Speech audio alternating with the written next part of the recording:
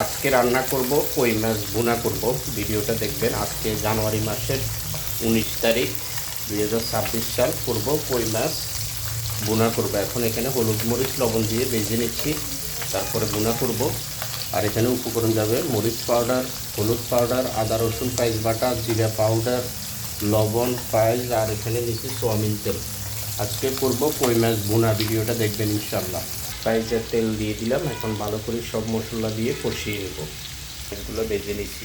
এখন করব কই মাছ ভুনা করব। সব মশলা দিয়ে দিলাম। এখন ভালো করে কষিয়ে নেব। কষিয়ে তারপরে মাছগুলো দিয়ে দিব, হয়ে যাবে মজাদার কই মাছ ভুনা।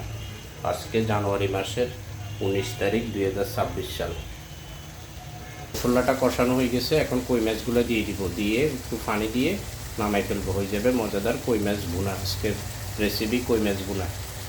মাছগুলো দিয়ে দিলাম, ফুটানো গরম পানি দিয়ে দিলাম। এখন ঢাকনা দিয়ে দিব, একটু পরে কাঁচামরিচ দিয়ে নামাই ফেলবো। ওয়াও, দেখতে অনেক দারুণ লাগতেছে, খেতেও অসাধারণ লাগবে আজকের কই মাছ ভুনা। পুরো ভিডিওটা আপনারা দেখবেন। দেখি যদি ভালো লাগে পাশে থাকবেন।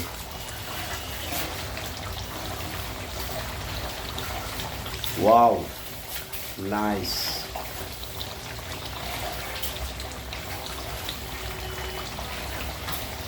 আজকের কই মাছ রান্নাটা পুরো ওয়াও হয়েছে।